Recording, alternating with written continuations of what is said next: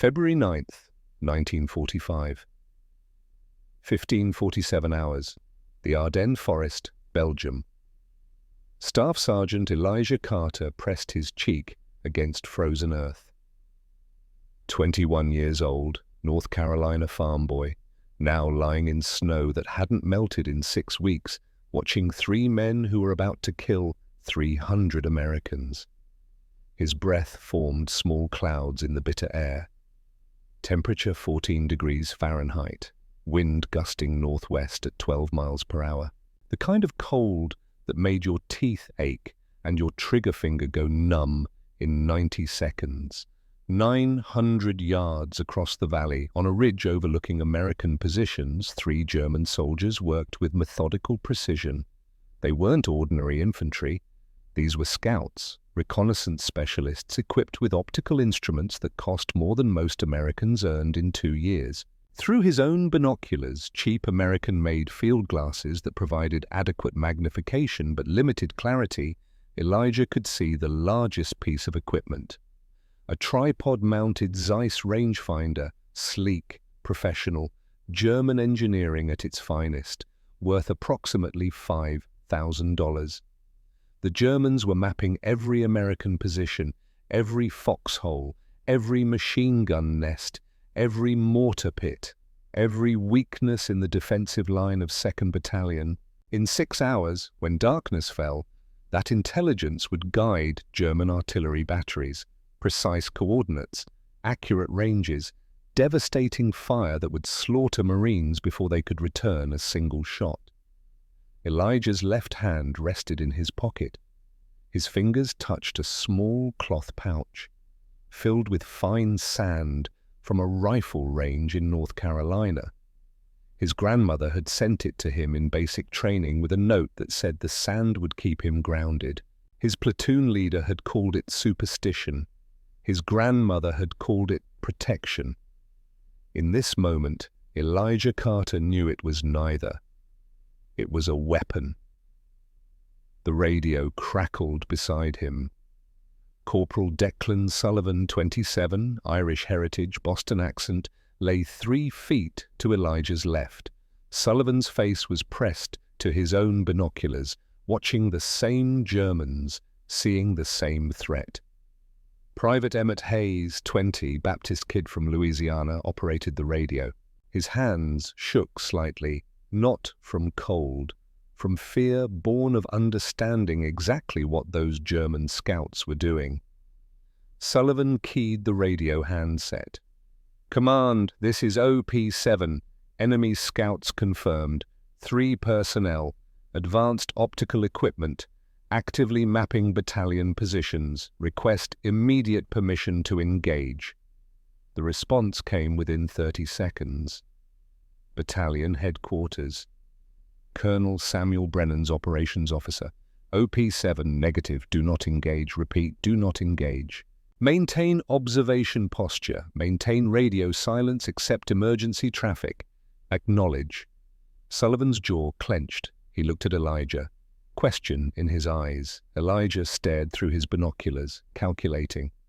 The Germans shifted position. One scout, clearly the team leader, wore an officer's uniform, medals visible even at this distance, iron cross at his throat. This wasn't a conscript, this was a professional, experienced, deadly. Through the scope, Elijah watched the officer adjust the Zeiss rangefinder. Smooth movements, practiced. He'd done this hundreds of times before. Every minute, these Germans remained alive. More American positions were catalogued, more coordinates recorded, more Marines marked for death. Elijah pulled the cloth pouch from his pocket, felt its weight. Maybe 6 ounces, fine sand. Each grain smaller than a pinhead, Sullivan noticed. "Elijah, orders are orders, we observe, we don't shoot." Elijah opened the pouch, poured a small amount into his left palm. The sand was dry, almost powder-fine, perfect. Hayes watched, eyes wide. "Sarge, what are you doing?" Elijah didn't answer immediately. He was counting, not numbers, consequences. If he obeyed orders and didn't fire, The Germans would complete their reconnaissance. Tonight's artillery barrage would kill an estimated 60 to 80 Americans, maybe more. The battalion would be devastated before the real assault began. If he disobeyed orders and engaged, he would violate direct commands, court-martial offense, possible dishonorable discharge, end of his military career, 300 American lives versus one Marine's career. The mathematics were elementary, but the courage required to act on those mathematics demanded something the Marine Corps manual never mentioned. It demanded choosing right over safe. Elijah Carter made his decision. He turned to Sullivan and Hayes. In the next 4 minutes, I'm going to violate direct orders. I'm going to engage those scouts. You two had nothing to do with this decision. After it's done, report exactly what happened. Put it on me. Only me. Understood? Sullivan started to protest. Elijah cut him off with a look that carried all the weight of impossible choices and moral clarity. Declan, 300 men will die tonight if those scouts finish their work. Somebody has to act. That somebody is me. Record it. Report it, but don't stop it. Hayes's voice was barely a whisper. How are you going to... they're 900 yards away. That's beyond effective range for the Springfield. And we can't see them clear enough to... I see them clear enough. Elijah settled into shooting position. Springfield rifle braced against a fallen log. Stable, solid. He filled his left hand completely with sand, held it ready.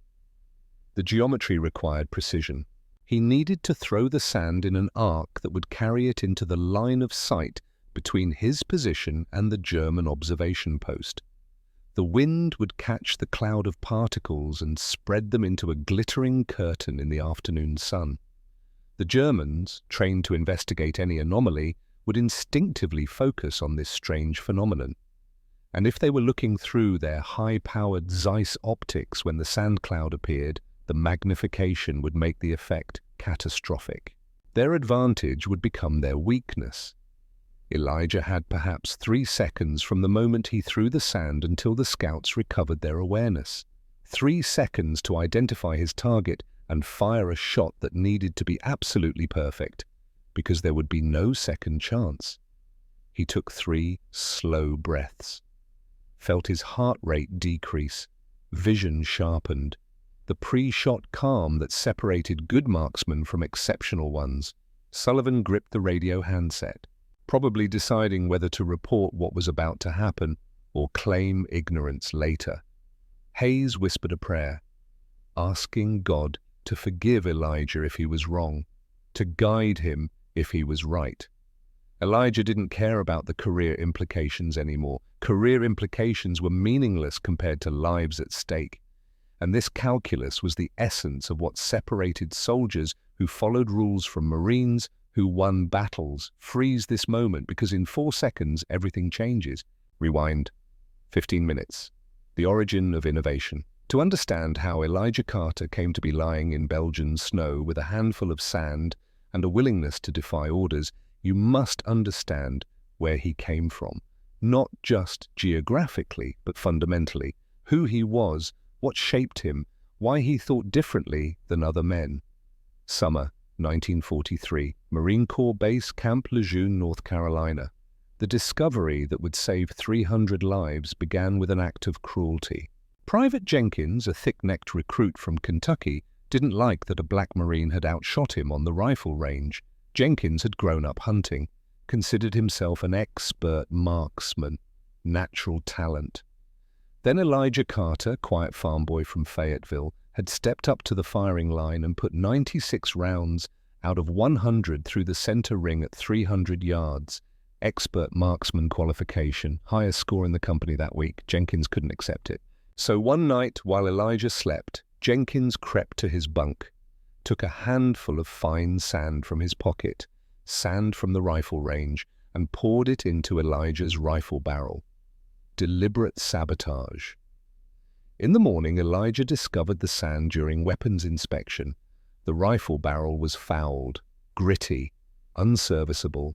Most recruits would have reported the sabotage, caused a scene, demanded justice.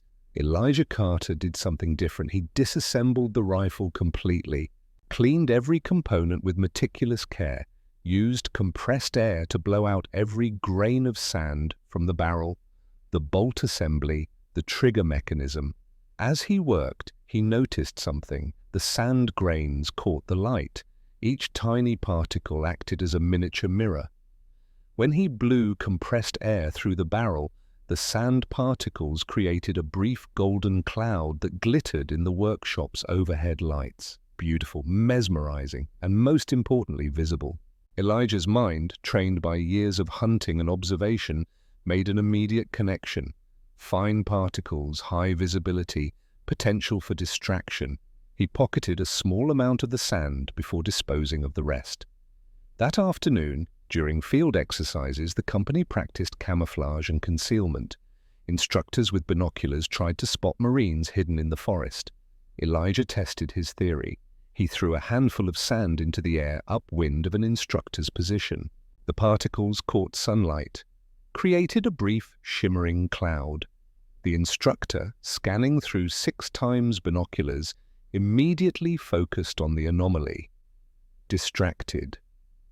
Disoriented for several seconds. His field of view had filled with glittering particles. Beautiful chaos that obscured everything else. The instructor called out to his assistant. "Did you see that?" Some kind of reflection. Couldn't see anything for a few seconds. Elijah said nothing, just noted the effect, filed it away. 2 weeks later, his grandmother sent a care package. Inside was a small cloth pouch she'd sewn herself. A note was pinned to it. "Elijah, I heard about what happened with that boy and the sand in your rifle. The Lord works in mysterious ways. He turned that boy's meanness into something that might protect you. Keep this pouch with you. The sand will remind you that even weapons meant to hurt you can become tools that save you. Stay safe. Come home. We love you, Grandma."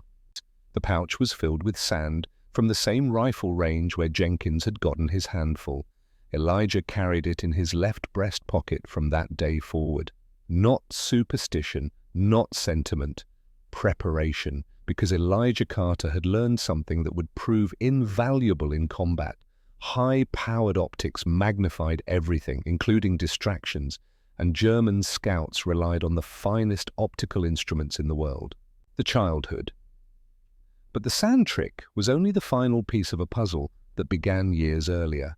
Fayetteville, North Carolina, population 4,000, a tobacco farming town where the Depression had arrived early and lingered late. The Carter family worked 140 acres of red clay soil.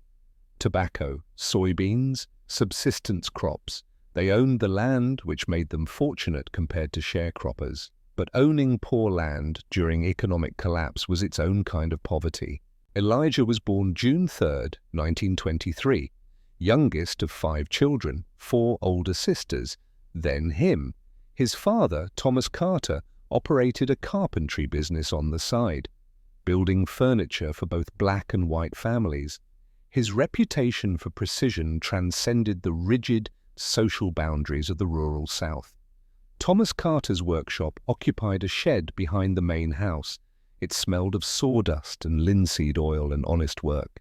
Elijah spent countless hours in that shop, watching his father measure boards with calipers accurate to 1/16 of an inch, watching him test angles with a brass square, watching him work slowly, methodically, getting every joint perfect before applying glue. Thomas would say the same thing every time. Measure twice, cut once. Patience wins over power, every time.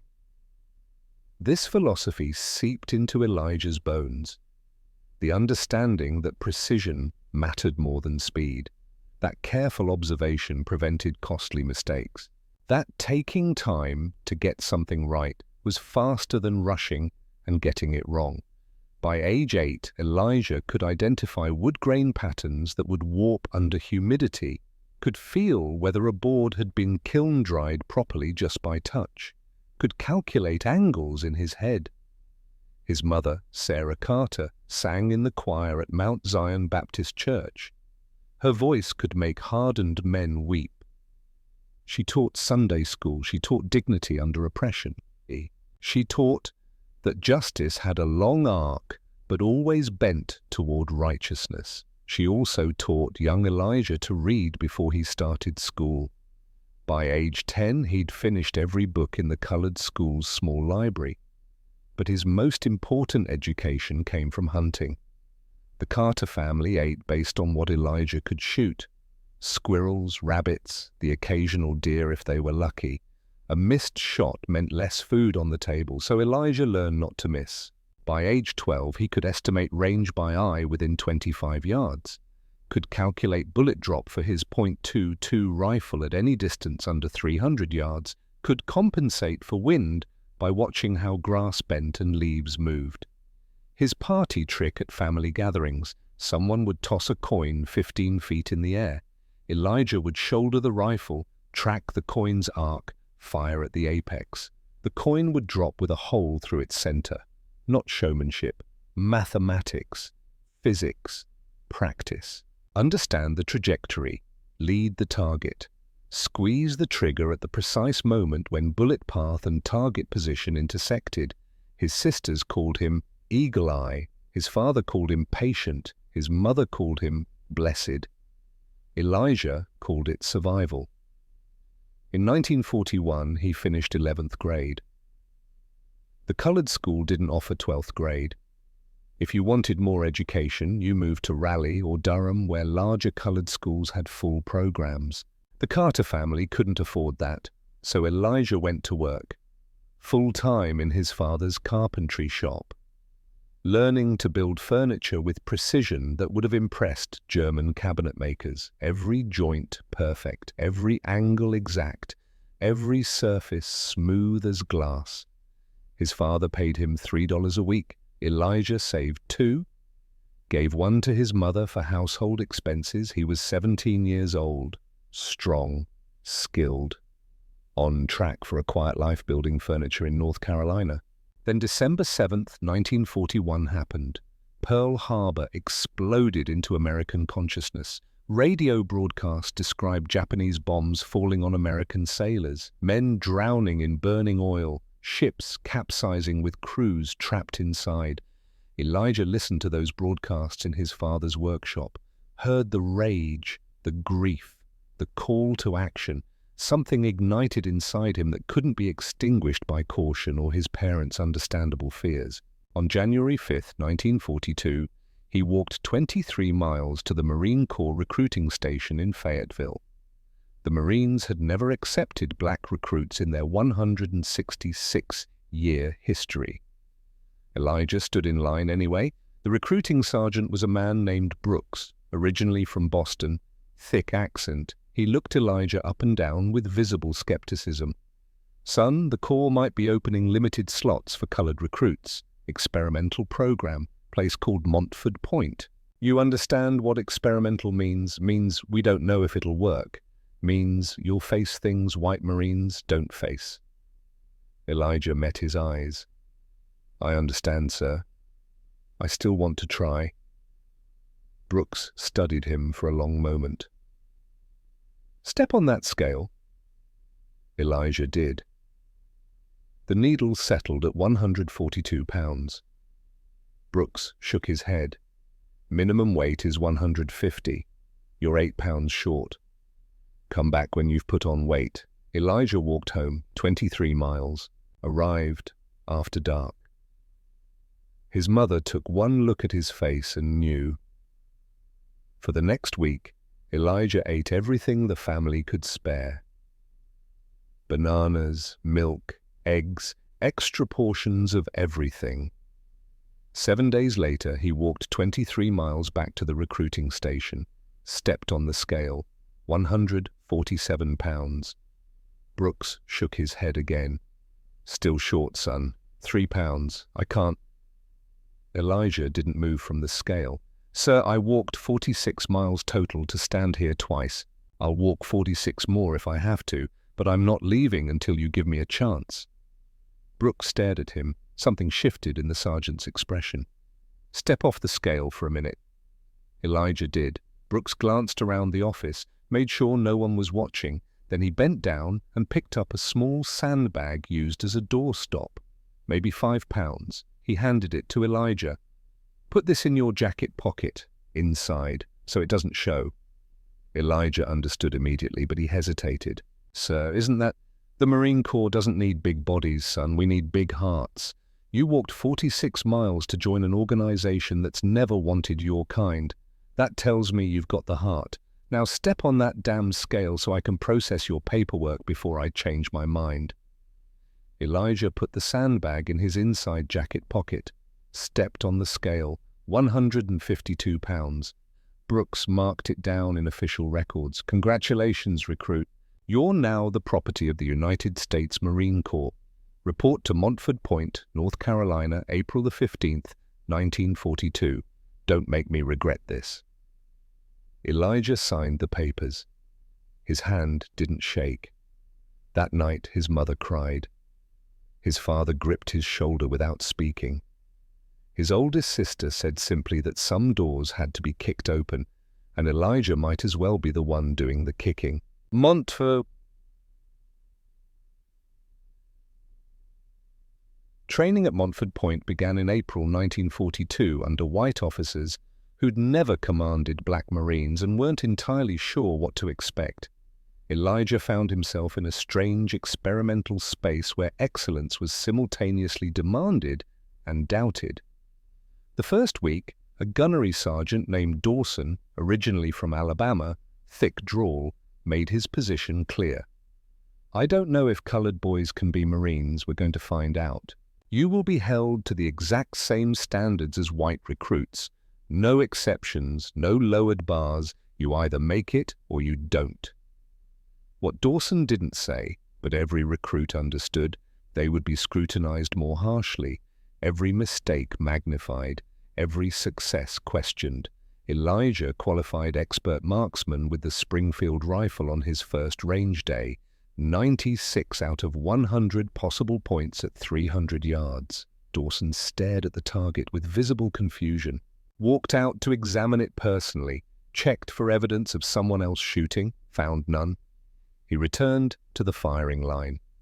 "Maybe you got lucky, Carter." Elijah's voice was respectful but firm. "Request permission to fire again, gunnery sergeant." Dawson's eyes narrowed. "Granted." Elijah loaded another clip, settled into position, controlled his breathing, fired 10 rounds, 98 out of 100. Dawson said nothing. Just marked the score in his book and moved to the next recruit. But word spread. The quiet kid from North Carolina could shoot. By week 4, other recruits started calling him Lucky, delivered with sarcasm by some, genuine respect by others. Elijah accepted it without comment. He knew the nickname would stick regardless of how he felt about it. He made corporal in 9 months. Unusual for the Montford Point program, most black Marines remained privates and PFCs for years. The promotion came with assignment to Scout Sniper Training, a new program the Marine Corps was developing to formalize what had previously been informal battlefield craft. The training was brutal, not just physical, psychological. Days spent motionless in uncomfortable positions, learning to control breathing, heart rate, bladder, learning to observe without being observed, learning to think like prey while acting like predator. The instructors noted something unusual in Elijah's approach. Most snipers focused purely on shooting. Marksmanship, breathing control, trigger discipline. Elijah studied everything: the physics of ballistics, wind patterns, light refraction, temperature effects on powder burn rates, how humidity affected bullet trajectory. One instructor, a captain who'd fought in the Pacific, pulled Elijah aside after a classroom session. "Carter, why do you ask so many questions about the science?" "Sir, I need to understand why things work. Not just that they work. Understanding why lets me adapt when conditions change." The captain nodded slowly. That's good thinking, Marine. Keep doing that. Elijah kept the cloth pouch of sand with him through every training exercise. It reminded him of home, of his grandmother's wisdom about turning weapons into tools, and it reminded him of the discovery he'd made about high-powered optics and visual distractions. He tested the principle several times during escape and evasion exercises, throwing small handfuls of sand to temporarily blind instructors using binoculars. It worked every time. The instructors thought he was just throwing dirt to create concealment. Elijah knew better. He was exploiting a fundamental weakness in optical magnification. Arrival in Belgium. By January 1945, Elijah had been promoted to Staff Sergeant, 21 years old, one of the youngest non-commissioned officers in 2nd Marine Division. The division arrived in Belgium in mid-January as the German Ardennes offensive finally stalled. Hitler's desperate gamble to split Allied forces and capture Antwerp had failed, but the Germans weren't finished. 2nd Battalion was tasked with holding defensive positions near the village of Krinkelt. Strategic high ground. If the Germans wanted to attempt another push westward, they'd have to come through this sector. The Marines dug in during cold that made every task excruciating. 14 degrees Fahrenheit. Frozen ground required picks and axes to penetrate. Foxholes took hours to dig instead of minutes. Elijah was assigned to an observation post with 2 other Marines. Corporal Declan Sullivan, 27, Irish heritage, Boston accent, professional, by the book, 3 years of combat experience in the Pacific, Guadalcanal, Tarawa, Peleliu. He'd seen things that aged men before their time. Private Emmett Hayes, 20, Louisiana, Baptist, scared but trying hard not to show it. This was his first real combat posting. He'd trained stateside while others fought overseas. Now he was here, in the frozen hell of Belgium, facing Germans who'd been fighting since 1939. The 3 of them occupied a position in a thick copse of pine trees about 800 yards ahead of the main defensive line. Their job was simple: watch for German movement. Radio warnings back to battalion headquarters. They had no heavy weapons, just their rifles, a radio, binoculars, and orders to observe, report, and withdraw if the enemy advanced in force. For 3 days, they watched the ridgeline across the valley where German positions began. Occasional movement, distant engine sounds suggesting armor being repositioned. On the morning of February 9th, Sullivan spotted something, a glint of reflected sunlight near a destroyed farmhouse on the German side of the valley. All 3 Marines immediately understood what it meant. Elijah studied the position through his binoculars. 2 figures, maybe 3, positioned among the rubble, about 900 yards away. Even at this distance, he recognized the methodical scanning pattern of trained scouts working a sector. Professional reconnaissance, systematic, deadly. Sullivan was already on the radio. "Command, this is OP-7, enemy scouts observed. Grid coordinates Echo 73942. Advanced optical equipment visible. Currently mapping our positions. Request permission to engage." The response came quickly. OP-7, negative. Do not engage. Enemy scouts are attempting to provoke return fire to pinpoint positions. Maintain observation. Report any changes. Acknowledge. Sullivan acknowledged, then looked at Elijah. "Orders are clear, Sarge." And Elijah continued watching through his binoculars. The Germans weren't trying to provoke fire. They were gathering intelligence. Every minute they remained unmolested was another minute spent cataloging American positions. Hayes whispered, "Maybe we should just stay hidden, let them look at empty forest." Elijah shook his head slowly. "The defensive line isn't empty forest, Emmett. It's 300 men in foxholes. German optics will identify every position as clearly as if we'd marked them with flags."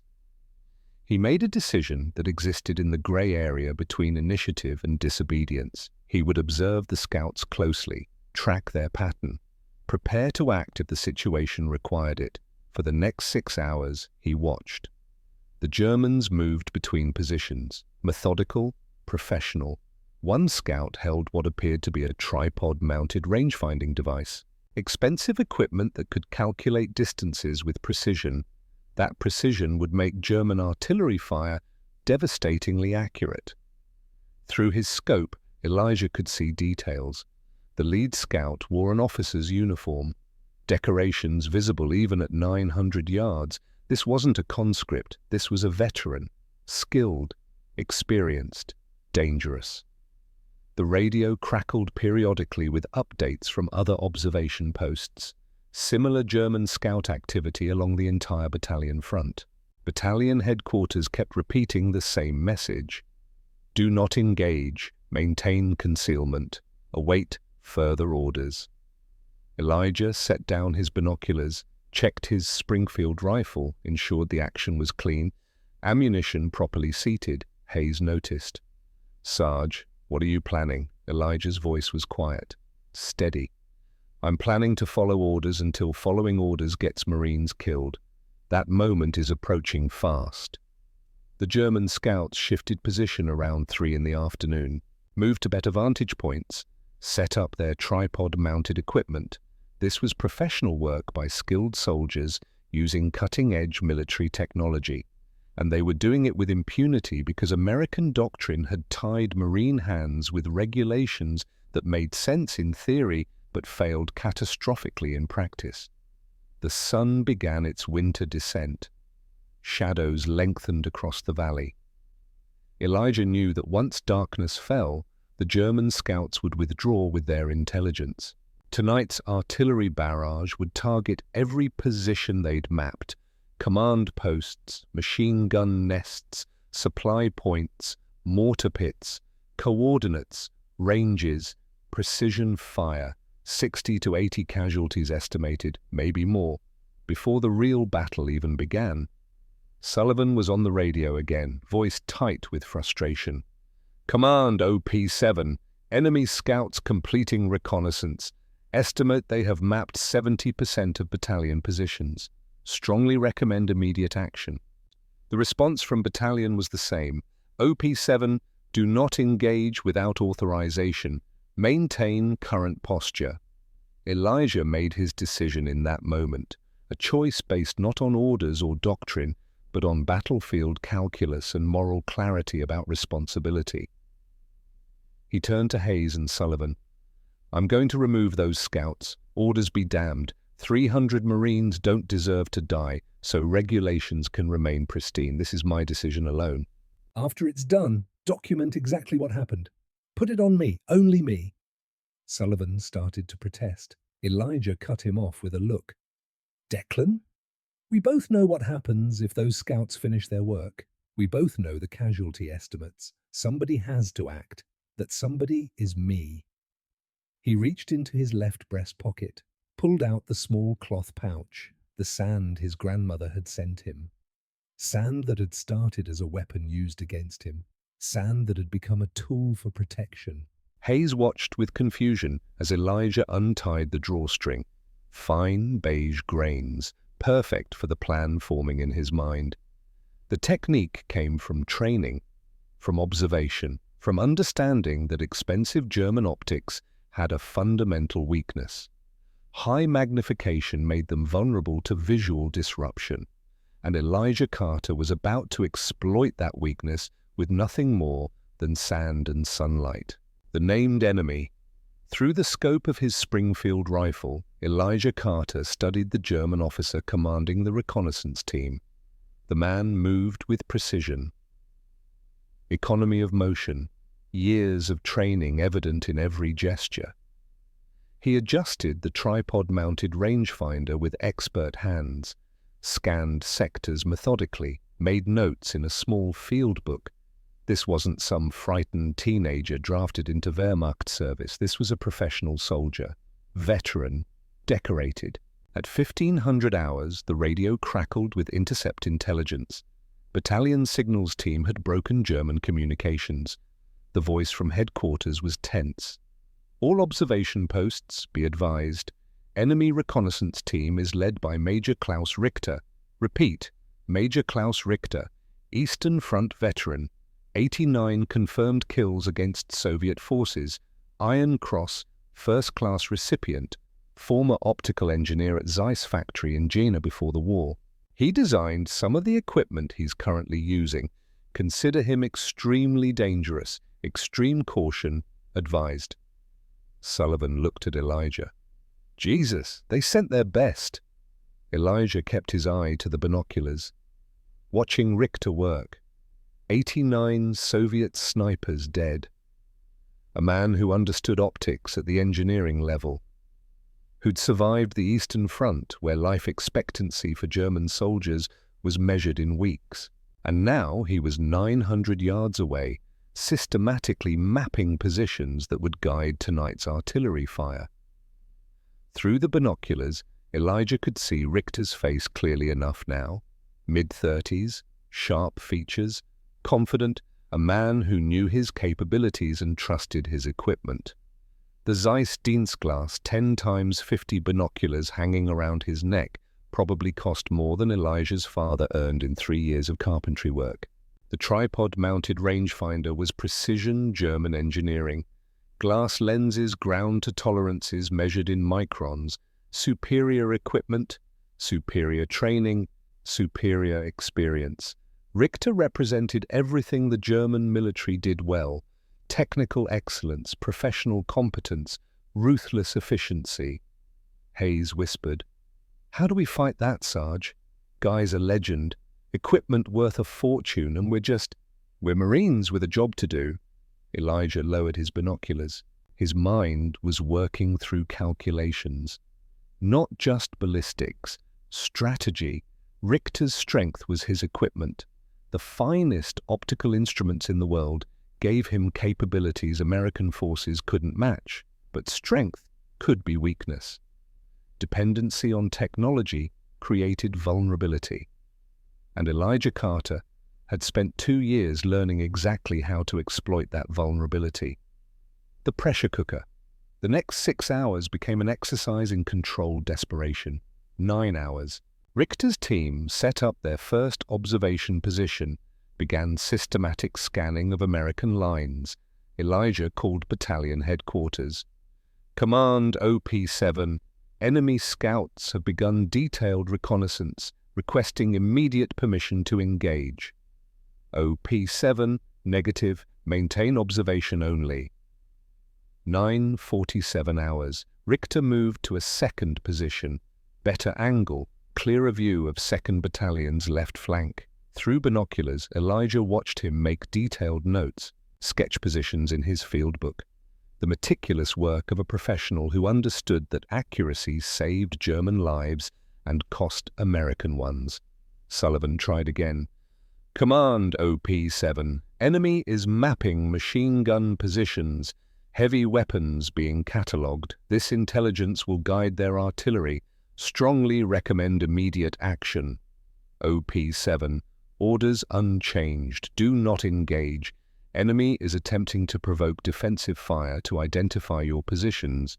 Maintain discipline. Sullivan slammed his fist into the frozen ground, quietly. Controlled rage.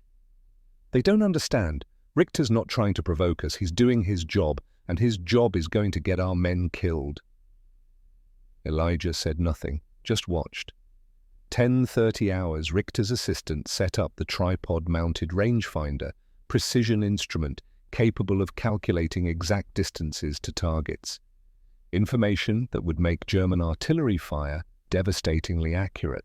Elijah began making calculations on a small piece of paper. Mathematics of death. Richter's team mapping rate, approximately 50 positions per hour. Time remaining before darkness, 6 hours. Total positions that would be mapped, 300. 2nd Battalion had approximately 300 Marines in defensive positions. If Richter completed his reconnaissance, German artillery would have precise coordinates for every American position.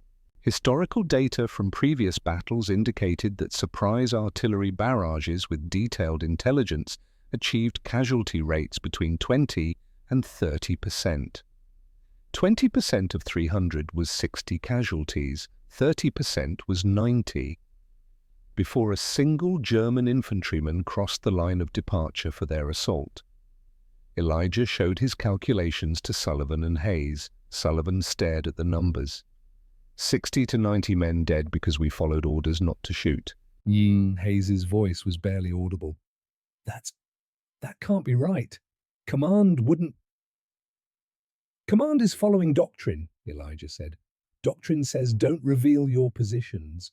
Doctrine makes sense when the enemy doesn't already have equipment capable of finding those positions without provocation. But Richter has Zeiss rangefinders. He doesn't need us to fire. He can see us anyway. 11:45 hours. Radio reports from other observation posts confirmed similar German scout activity along the entire battalion front. The reconnaissance wasn't isolated, it was coordinated, systematic, professional preparation for a major assault. Elijah tried once more. Command OP7, request permission to engage enemy scouts. Enemy force is conducting systematic reconnaissance in preparation for assault. Engagement now would disrupt their planning and save friendly casualties. Long pause. Then Colonel Samuel Brennan's voice came directly over the radio. Unusual for a battalion commander to speak directly to an observation post. OP7, this is actual. I understand your concern. Orders remain unchanged. Do not engage. We will rely on defensive preparation and counter-battery fire. Acknowledge, Sullivan acknowledged, then looked at Elijah with something approaching despair. What do we do, Sarge? Elijah didn't answer immediately. He was thinking about his father's workshop, about measuring twice and cutting once, about patience winning over power.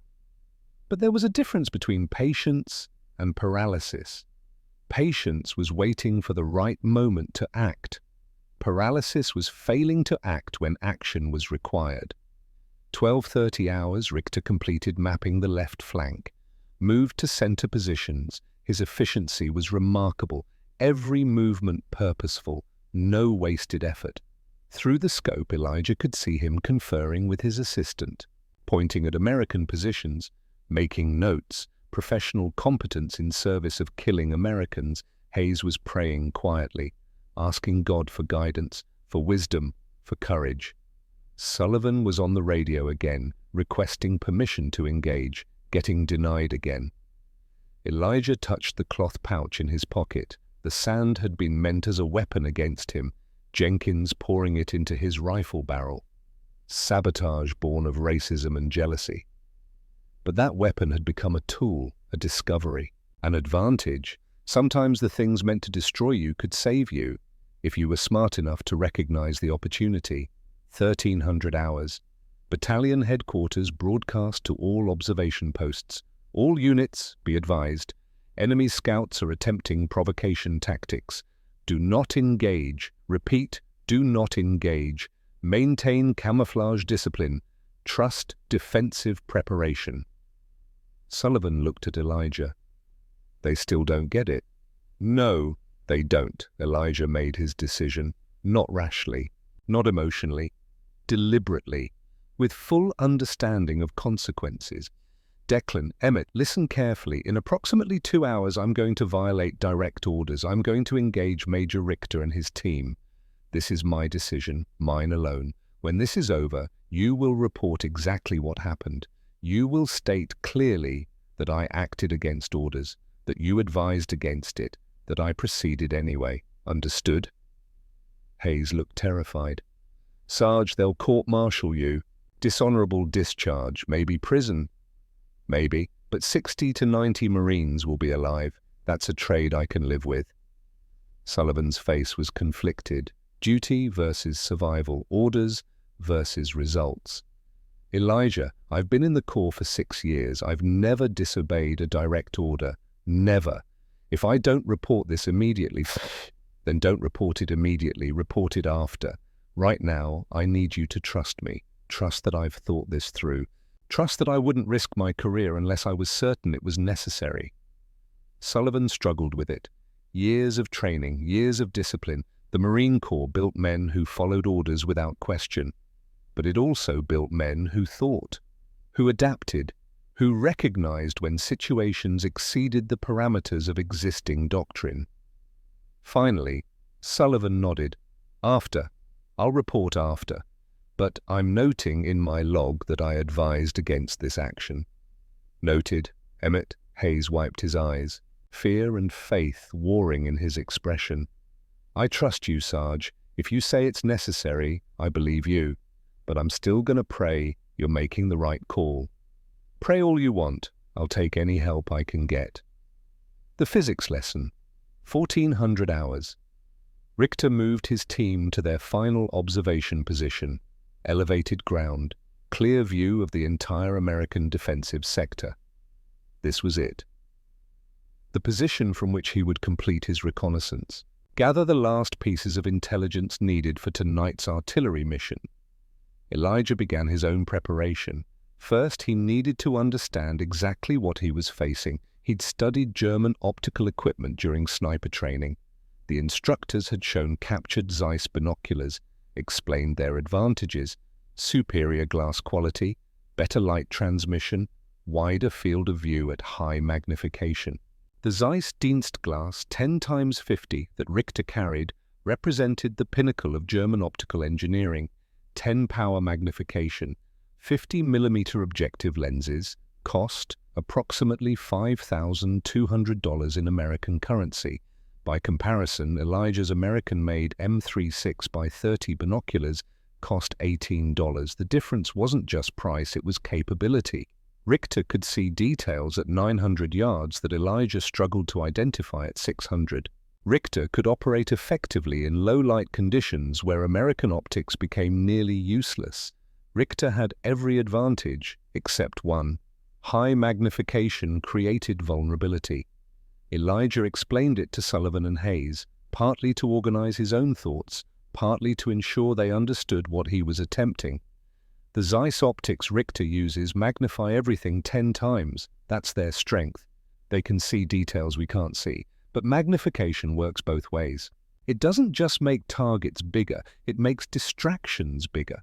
He held up a handful of sand. When you look at something through 10-power binoculars, your field of view narrows dramatically. You're seeing a small section of the world, but enlarged. If something suddenly appears in that narrow field of view, it fills your entire visual perception.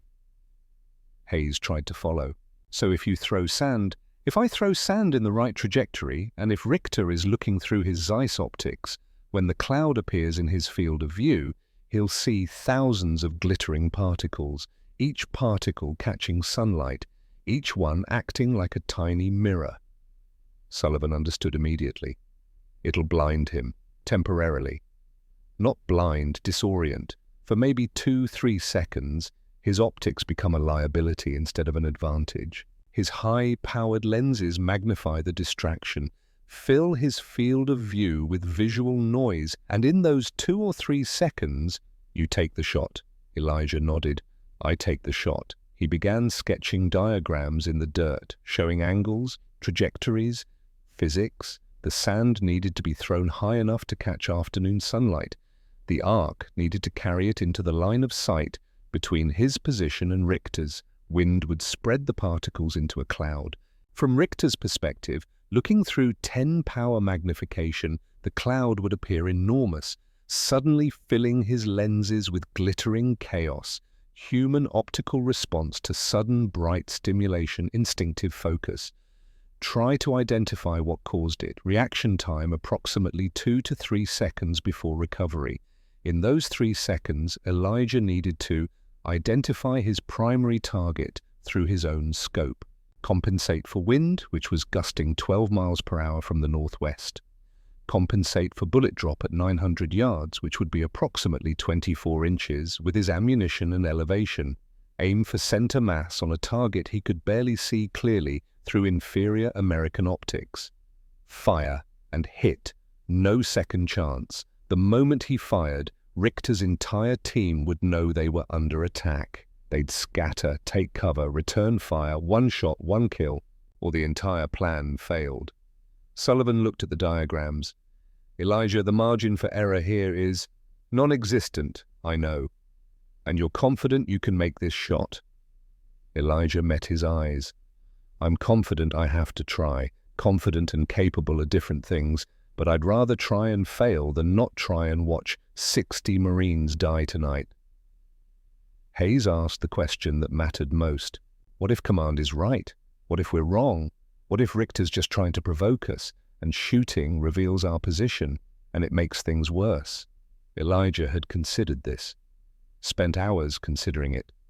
Then I'm wrong, and I'll face the consequences, but I've watched Richter work for 5 hours. That's not provocation, that's professional reconnaissance. The man is doing his job exceptionally well, and his job is going to kill Americans unless someone stops him. 14-30 hours. Final preparations. Elijah checked his rifle completely. Action smooth, barrel clean, ammunition seated properly. 5 rounds in the internal magazine, 1 in the chamber. He filled his left hand with sand from the pouch, let it run through his fingers. Testing consistency, the grains were perfect, fine enough to catch light, coarse enough to maintain visibility in wind. He practiced the throwing motion without releasing. Arc, trajectory, distance. Sullivan watched. I still think this is insane. You're gambling your career on sand and physics. I'm gambling my career on mathematics. The mathematics say Richter kills 60 to 90 Americans tonight if I don't act. The mathematics say I can stop him if I'm willing to accept personal consequences. The mathematics are clear. Hayes whispered another prayer. Elijah settled into final shooting position. Springfield braced against a fallen log, stable, solid as the frozen ground would allow. Through his scope, he could see Richter clearly now. The German officer was focused on his rangefinder, making final calculations. His assistant stood nearby with binoculars, scanning sectors. Professional, competent, dangerous. About to die. If Elijah's calculations were correct, if his shot was true, if the sand trick worked as theorized. Too many ifs. But certainty was a luxury combat never provided. The execution 15-30 hours. Elijah took 3 deep breaths, felt his heart rate slow. Vision sharpened. The familiar pre-shot calm descended. This was the state where good marksmen became great ones, where the world narrowed to target and crosshairs and breath and trigger. Sullivan had the radio handset pressed against his chest, not reporting, not yet, but ready to document what was about to happen. Hayes prayed silently, eyes closed, lips moving. Elijah's left hand gripped the sand, right hand steady on the rifle stock. He'd spent his childhood hunting to feed his family. Spent years learning carpentry precision from his father. Spent months in Marine training learning to be a weapon. Everything had prepared him for this moment, or nothing had. He would know in the next 60 seconds. 44 hours. Richter adjusted his rangefinder, leaned close to the eyepiece, concentrating, perfect. He was looking through optics, high magnification, narrow field of view, focused on American positions in the distance, about to have his entire visual perception filled with glittering sand. Elijah rose slightly from his concealed position, not enough to silhouette himself, just enough to get clear throwing motion, judged the wind one final time, 12 miles per hour, northwest, gusting, calculated the arc needed to place the sand cloud 200 yards in front of Richter's position, directly in his line of sight, wound up, through. The sand left his hand in a tight cluster, arced through the cold afternoon air. At the apex of its trajectory, approximately 6 feet above ground level, the cluster began to spread. Individual particles separated, each one catching sunlight. The effect was exactly as calculated, a golden cloud, glittering, beautiful, appearing suddenly in empty air between the 2 positions. Through his rifle scope, Elijah saw immediate reaction from Richter's team. Movement, surprise. Richter jerked back from his rangefinder, then leaned forward again quickly, trying to identify what he was seeing. His assistant pointed, Both men focused on the anomaly. Through 10-power Zeiss optics, the sand cloud would appear massive, thousands of glittering points of light, filling their lenses, overwhelming their visual perception. What is that? Where did it come from? What caused it? Human brains demanded answers to unexpected stimuli. Training demanded investigation of anomalies. For approximately 2 seconds, both Germans were completely focused on identifying the strange golden phenomenon. 2 seconds. Elijah had his crosshairs centered on Richter before the sand reached its apex. The German officer was leaning into his rangefinder, trying to understand what his expensive Zeiss optics were showing him. A cloud of gold, glittering particles, impossible to identify. Elijah's breathing was controlled, slow, steady, crosshairs on center mass. Wind 12 miles per hour, right to left, compensate 6 inches, distance 900 yards, bullet drop 24 inches, aim high. Richter's Iron Cross was visible through the scope. Decoration earned killing Soviet soldiers on the Eastern Front, about to become a target point. Elijah exhaled halfway, held it, felt the rifle settle, solid, steady. Finger took up trigger slack. Smooth pressure, no jerk, no flinch. The Springfield cracked. Recoil pushed back into his shoulder. Familiar? Expected. Through the scope, still trained on target, Elijah saw Richter collapse. Center mass hit. The German officer went down instantly. No drama, no theatrics. Professional kill. The rangefinder toppled from its tripod. Richter's assistant reacted with training born of Eastern Front combat. Dropped immediately, reaching for his rifle. Elijah worked the bolt action, smooth, fast. Muscle memory from 10,000 repetitions. Second round chambered, the assistant was moving. Scrambling for cover behind rubble, Elijah led the movement, calculated where the German would be in half a second, fired. The assistant stopped moving. 2 down. Third target. Another German soldier, emerging from the destroyed farmhouse, running toward Richter's position, carrying a radio. If that radio call went through, German artillery would know American snipers were active, would respond with counter-battery fire. Elijah's third shot caught the runner in mid-stride. The German fell. Radio tumbled from his hands. 3 confirmed kills in under 6 seconds, but there was still the equipment. The Zeiss rangefinder, $5,000 of German optical engineering, loaded with data about American positions. If Germans recovered it, the intelligence would still guide tonight's artillery.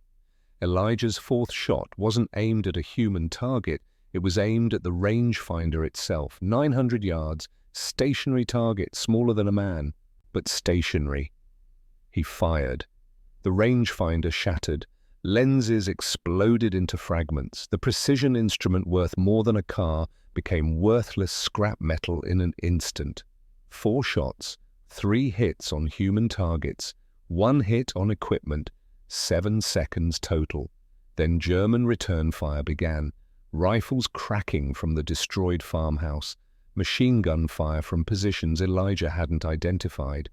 The Germans had supporting forces, standard practice for reconnaissance teams. Bullets snapped through the air overhead, cracked into tree trunks, threw up frozen dirt, poorly aimed, shooting at where Elijah had been, not where he was, because he was already moving. Displace! Now! Sullivan and Hayes grabbed equipment. Radio, binoculars, spare ammunition. All 3 Marines moved in a low crouch through the pine trees, heading toward a fallback position they'd identified days earlier. German fire intensified, but it remained inaccurate.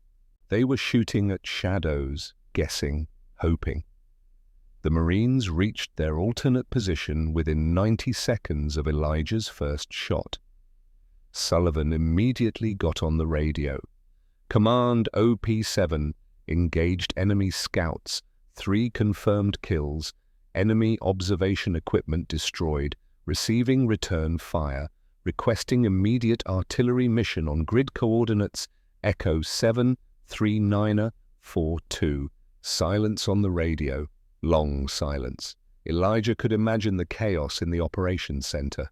Staff officers trying to decide how to respond. A sergeant had just violated direct orders, engaged enemy forces without authorization, court-martial offense, but he'd also eliminated a critical German reconnaissance team, saved American lives. The questions would be, which mattered more, discipline or results?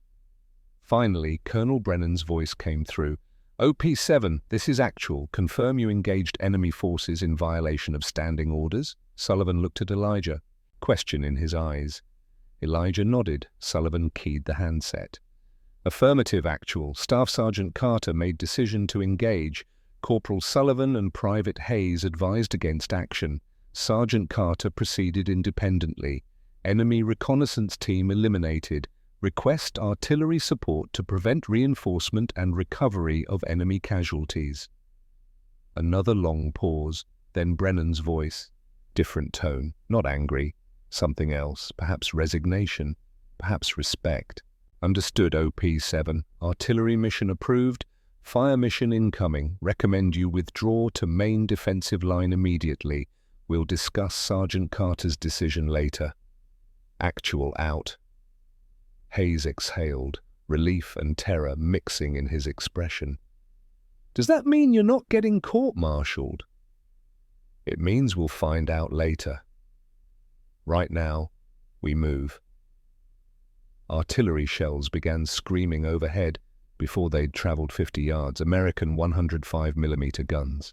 Firing on coordinates Elijah had provided, high explosive rounds impacted the destroyed farmhouse, the ridgeline, Richter's observation positions, destroying evidence, eliminating any remaining German forces, ensuring the reconnaissance data died with Richter.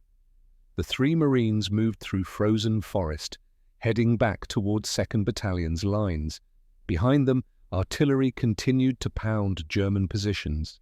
Smoke rose into the grey winter sky. Ahead of them, 300 American Marines occupied defensive positions, positions that would not be precisely targeted by German artillery tonight, because Major Klaus Richter's reconnaissance mission had failed, because a 21-year-old sergeant from North Carolina had violated orders and trusted sand and physics and courage over doctrine and caution. The mathematics had been clear. 60 to 90 American casualties prevented, 1 career potentially destroyed. Elementary arithmetic. But walking toward whatever consequences awaited him, Elijah Carter felt no regret. Some decisions transcended regulations, some mathematics justified any personal cost. He touched the cloth pouch in his pocket. Nearly empty now, most of the sand scattered across a Belgian valley. His grandmother had said it would protect him. She'd been right, just not in the way she'd imagined. Immediate aftermath. The 3 Marines reached 2nd Battalion's defensive line at 16:15 hours, sliding into positions marked with passwords and recognition signals. Marines who'd been watching the artillery fire now watched them. Word had already spread through the line. OP-7 had engaged German scouts without authorization. Staff Sergeant Carter had violated direct orders. Some faces showed approval, others showed concern. All showed curiosity about what would happen next. A runner from battalion headquarters arrived within 5 minutes. Staff Sergeant Carter, Colonel Brennan wants to see you immediately, alone. Sullivan started to object. Sir, I was there, I can testify. Colonel said alone, Corporal, now. Elijah handed his rifle to Hayes, checked that his uniform was as clean as frozen combat conditions allowed, straightened his cover. If I'm not back in an hour, assume the worst. Hayes's voice cracked slightly. Sarge, we'll testify for you. We'll tell them you saved You'll tell them exactly what happened. The truth. Nothing more, nothing less.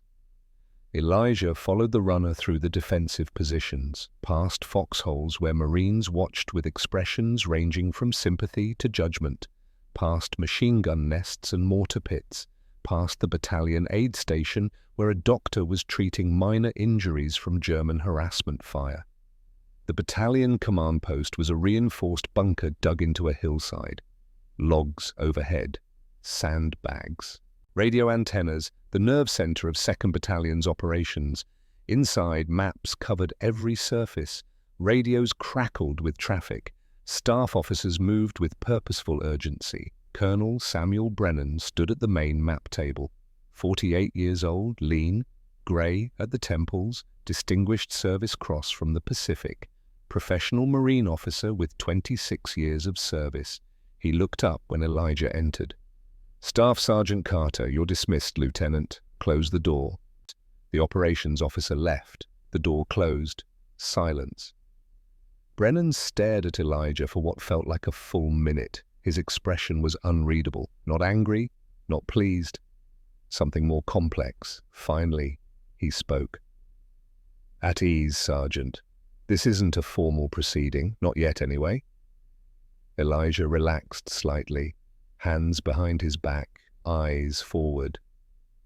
"Explain to me, in your own words, why you violated a direct order not to engage enemy forces." Elijah had prepared for this, not rehearsed, just considered what truth needed to be spoken. "Sir, Major Richter's reconnaissance team was systematically mapping our entire defensive sector. Based on their equipment and methodology, I calculated they would complete detailed intelligence by nightfall. Historical data suggests artillery barrages guided by such detailed reconnaissance achieve casualty rates between 20 and 30%. For a battalion of 300 Marines, that represents 60 to 90 casualties, before the main assault even begins." Brennan's expression didn't change. "You calculated this?" "Yes, sir. I have the mathematics written down if you want to verify." "I'm sure you do. Continue." "Sir, I assessed that engaging the reconnaissance team while violating orders would prevent those casualties. I recognized this decision could end my career. I accepted that consequence as preferable to preventable American deaths." Brennan walked around the map table, closer to Elijah. "You made a command decision, Sergeant. You assessed the tactical situation, evaluated the threat, determined that standing orders no longer served their intended purpose, and you took independent action." "Yes, sir." "That's what officers do, not sergeants." "Yes, sir. I understand that." Another long pause. Brennan turned to look at the map. Battalion positions marked in blue, known German positions in red.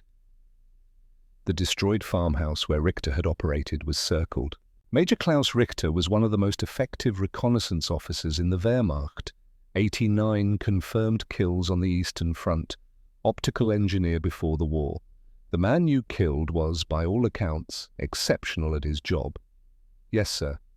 "His reconnaissance would have guided German artillery tonight. We've intercepted communications confirming that. The assault was planned for 2100 hours, artillery preparation beginning at 2030. Detailed fire mission based on Richter's intelligence." Elijah said nothing, waited. Brennan turned to face him directly. "You saved between 60 and 90 American lives, Sergeant Carter. Your assessment was correct, your action was necessary, and you violated direct orders to do it." The silence stretched. "Sir, I accept whatever punishment." I'm not punishing you, Sergeant. I'm promoting you." Elijah's expression broke for the first time. "Sir?" Brennan's face showed something that might have been a sad smile. "Gunnery Sergeant Carter, effective immediately, you're being assigned to Division Headquarters to train scout snipers in adaptive tactics. Someone at Division read the after-action report. Read about your SAND technique. Read about your independent decision-making. They want you teaching other Marines how to think like you do." Elijah struggled to process this. "Sir, I violated orders." "You did.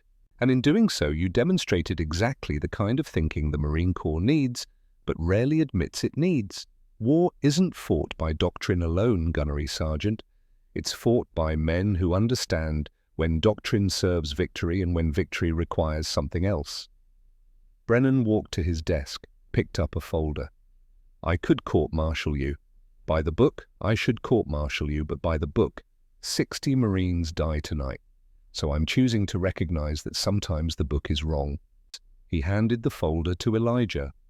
Your promotion orders, Silver Star recommendation, citation reads, for conspicuous gallantry and intrepidity in action against enemy forces, through exceptional initiative and tactical judgment, prevented significant friendly casualties by eliminating enemy reconnaissance capability. It's carefully worded, doesn't explicitly mention violating orders, but it acknowledges what you did. Elijah took the folder. His hands were steady, but his mind was reeling. Sir, I don't know what to say. Don't say anything, just understand something, Gunnery Sergeant. What you did today can't become standard practice. Military discipline requires orders be followed.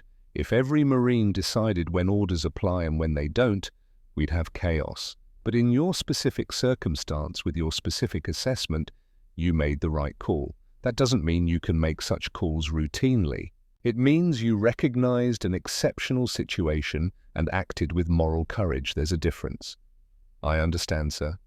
I hope you do, because I'm gambling my own career on this decision. If you prove me wrong, if you abuse this trust, we'll both pay the price. I won't, sir. You have my word.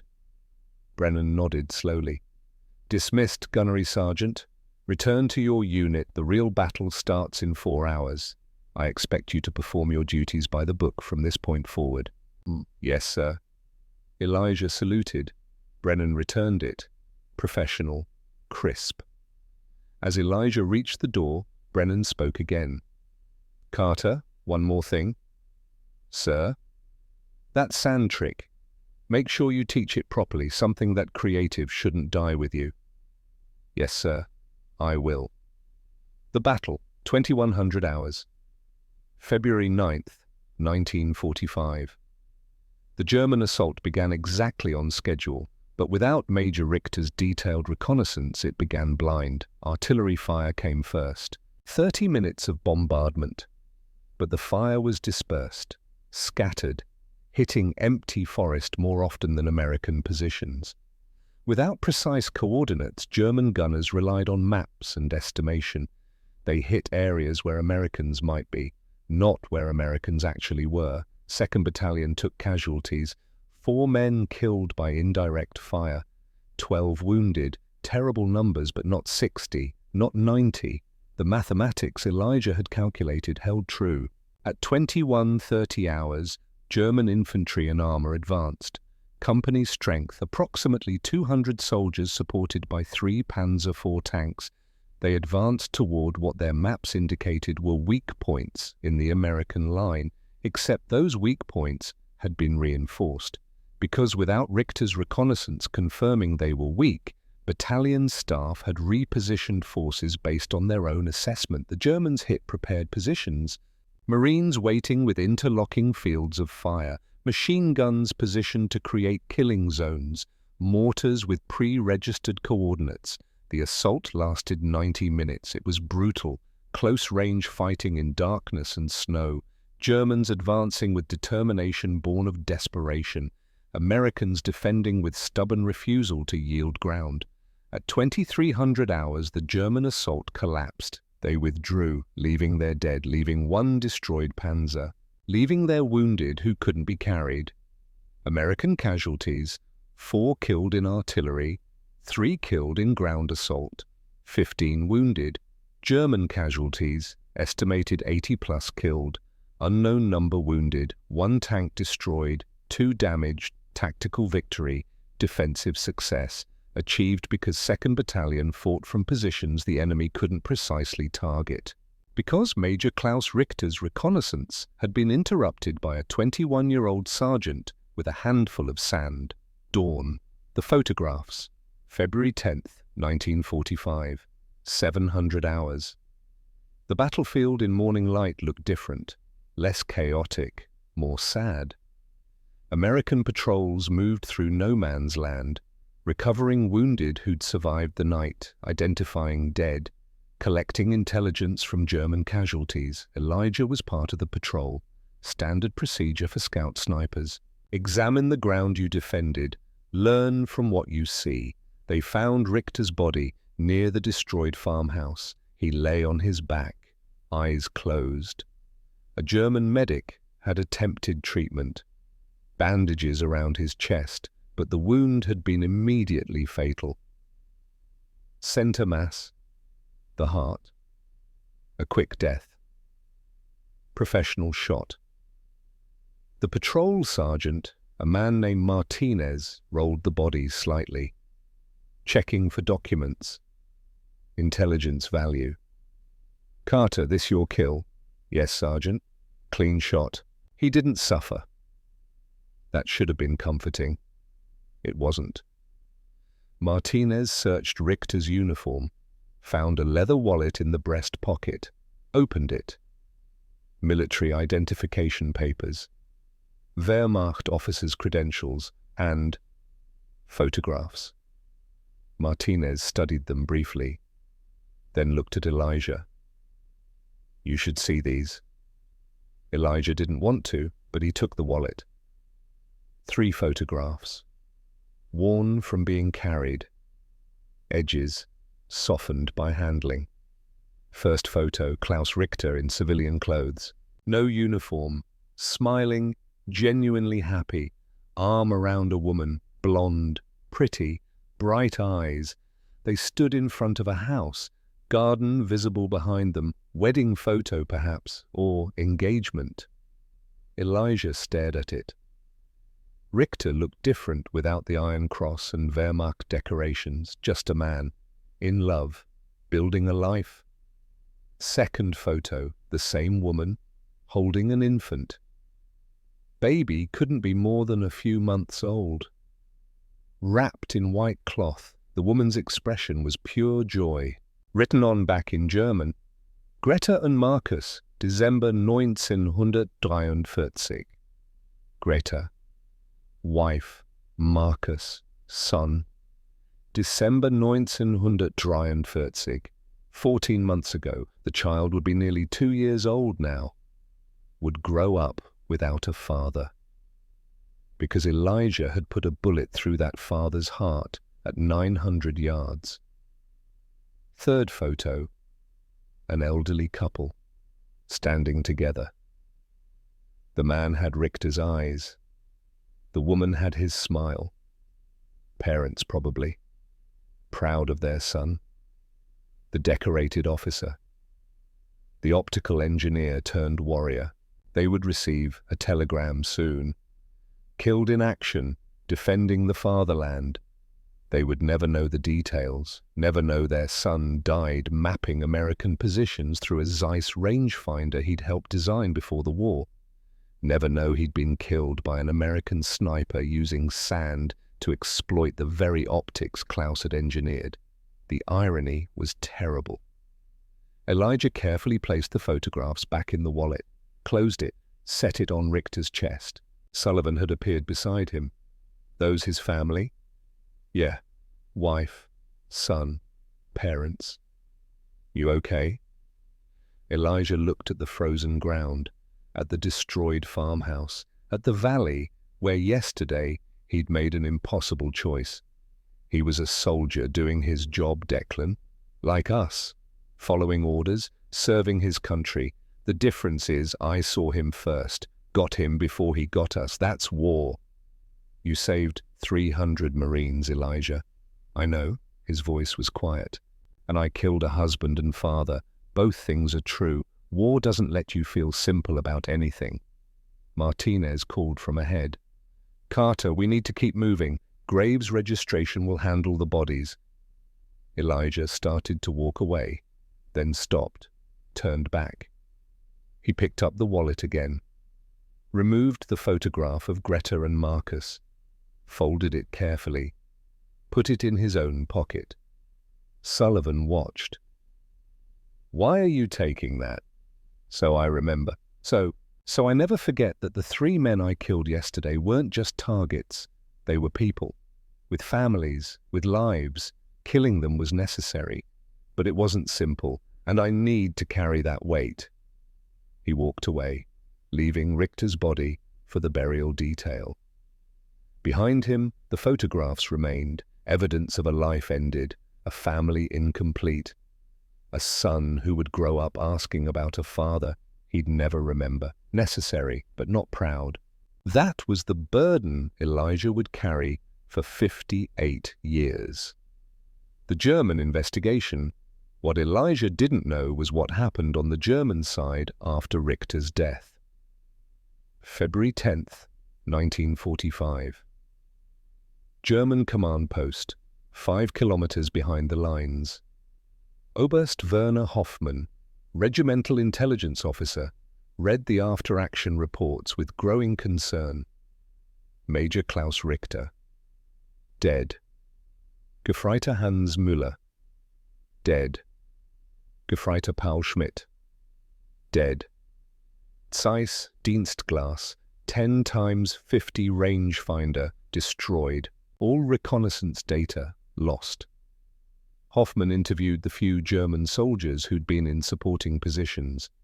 Describe what you saw. Herr Oberst, we saw nothing, no muzzle flash, no indication of enemy position. Major Richter and his team were simply eliminated. Professional work. You heard the shots. Ja, 4 shots, 3 men down. 1 shot destroyed the equipment, rapid fire. Exceptional marksmanship. Direction?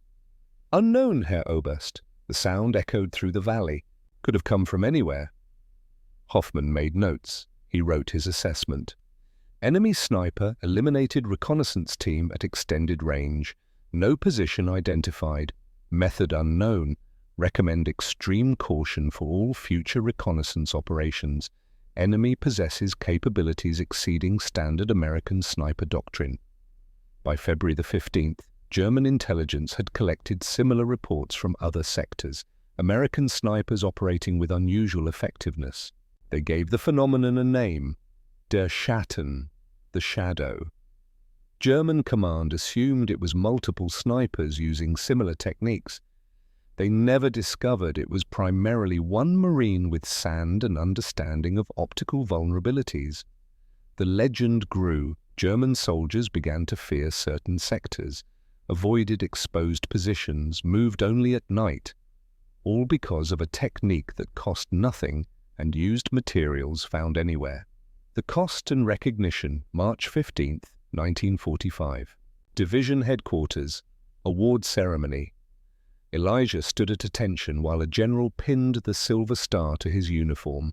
The citation was carefully worded. Nothing about violating orders, just exceptional initiative and tactical judgment. After the ceremony, Marines congratulated him, thanked him, but Elijah felt hollow. That evening, Hayes found him alone. "Sarge, you should be proud." Elijah pulled the folded photograph from his pocket, showed it to Hayes. "I killed 3 men that day, Emmett." This was in Major Richter's pocket. His wife, his son, 2 years old, growing up without a father because of me. Hayes stared at the photograph, said nothing for a long moment. War asks terrible things of us. It does. And I did what was necessary. I'd do it again if I had to. But necessary doesn't mean proud. It means carrying the weight of what you did and living with it. How do you live with it? By remembering why. I killed 3 men to save 300 Marines. That purpose matters. Doesn't make me feel good, but it makes it bearable. Post-war life. The war in Europe ended May 8, 1945. Elijah Carter returned to North Carolina in June. Silver Star, expert marksman badge, gunnery sergeant. He returned quietly to Fayetteville, to familiar red clay and tobacco fields, and a family that welcomed him home with tears. He married Grace Mitchell in November 1945. Small ceremony, no grand celebration. Just two people wanting to build something stable in an unstable world. Elijah opened a sporting goods store, never discussed the war except with other veterans who understood. The cloth pouch of sand sat on his workshop desk, nearly empty now. Grace noticed he sometimes held it when working through difficult decisions. The photograph of Greta and Marcus stayed in his wallet. Hidden. Private. A reminder of cost. 1974. The Marine Corps study. 29 years later, the Marine Corps studied the Krinkelt action. Elijah was invited to Quantico to speak at a symposium on tactical decision-making. He spoke about the difference between blind adherence and principled interpretation of orders. At Krinkelt, I recognized that the order to maintain concealment no longer served its purpose. The order was being undermined by enemy capabilities.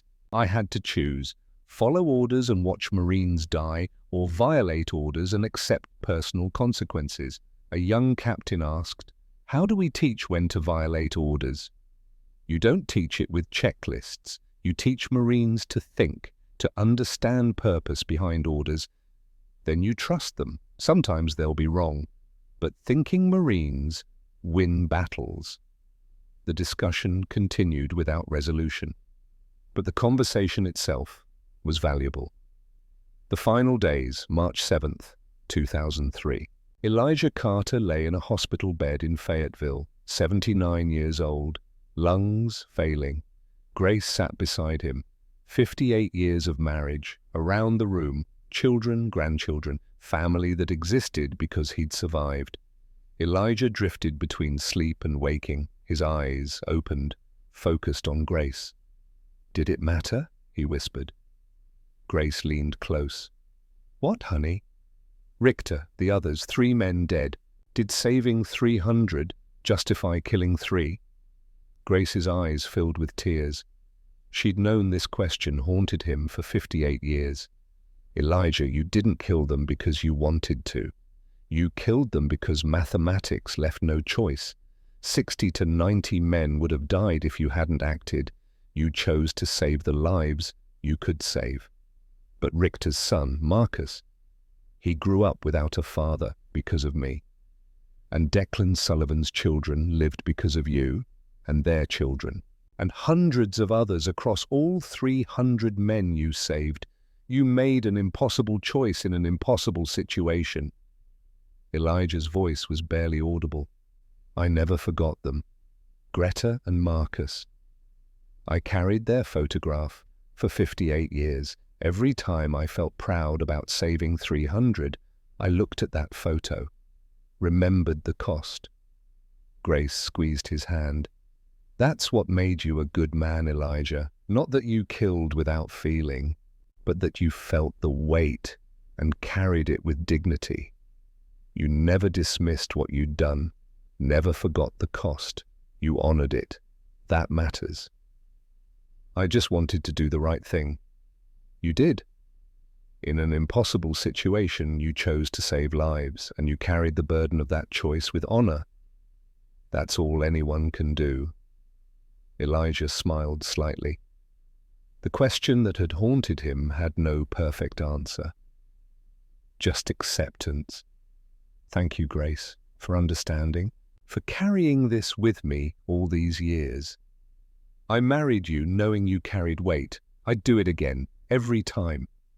His eyes closed, his breathing slowed. Peaceful, finally. At 16:47 hours, Elijah Carter died, not free of burden, but at peace with it. The funeral, March 12, 2003, Mount Zion Baptist Church, full military honors, 7-man rifle detail, 3 volleys, taps. The flag was presented to Grace. "On behalf of a grateful nation, please accept this flag." Grace held it. 58 years of weight and American gratitude. After the service, an old man approached, 78 years old, moving slowly with a cane. "Ma'am, my name is Thomas Sullivan. Declan Sullivan was my older brother. He was with your husband at Krinkelt." Grace's eyes widened. Declan, yes, Elijah spoke of him. Thomas handed her an envelope. Declan died in 1998. Before he died, he wrote this. Asked me to deliver it to your husband if I outlived him. I'm late, but I wanted you to have it. Grace opened it. Elijah, February 9th, 1945. You saved my life. I came home, met my wife Ellen 3 months later at the VA hospital. We married in 1946, had 4 children, 12 grandchildren, 42 great-grandchildren, 42 human beings who exist because you threw sand and took a shot. Your decision echoed through my entire life, through my family tree, through everyone I influenced. Thank you for having the courage to choose right over safe. The world needs more men like you. Respectfully, Declan Sullivan, Corporal, USMC, October 15th, 1998. Grace read it twice, tears streaming. 42 people in your family exist because of him. And there were 300 Marines in that battalion, Thomas said. How many thousands exist now because of your husband?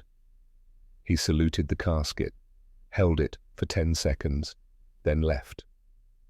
Grace sat alone, understanding finally the full weight her husband had carried, the weight of 3 lives taken, the weight of 300 lives saved, the weight of knowing his decision had rippled through time in ways he could never fully measure. The Legacy 2020 Marine Scout Sniper School, Quantico, Virginia. Instructor Staff Sergeant Williams stood before a class. Today we're teaching the Carter distraction, named after Gunnery Sergeant Elijah Carter, 1945. He demonstrated the principle, exploiting enemy optical vulnerabilities through environmental manipulation. 3 seconds. That's your window. Carter's lesson wasn't about sand specifically, it was about understanding enemy capabilities well enough to turn strengths into weaknesses. A student asked, "What happened to Carter?" Survived the war, went home to North Carolina, raised a family, died in 2003, humble man, carried the burden of what he'd done with dignity. Other veterans had to tell his story because he wouldn't. Williams gestured to a display case. Inside, a small cloth pouch, nearly empty. A few grains of sand. Label.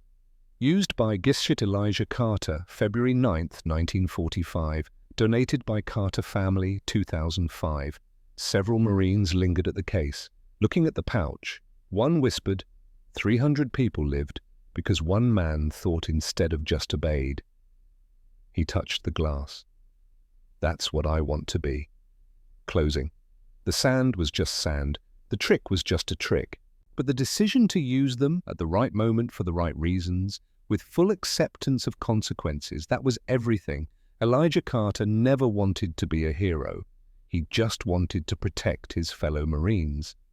But in choosing right over safe, necessity over comfort, thinking over blind obedience, he became something more.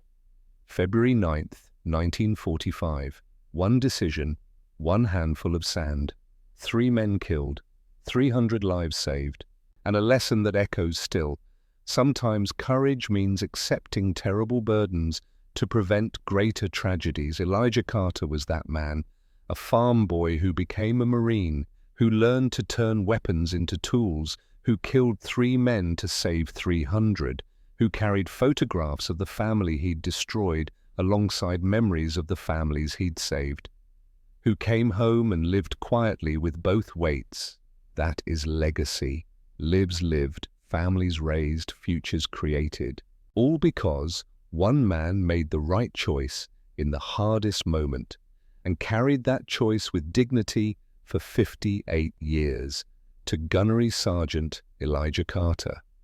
And every Marine who knows when to follow orders and when to follow conscience. We remember, we honor, we tell your story, because some histories are too important to remain forgotten.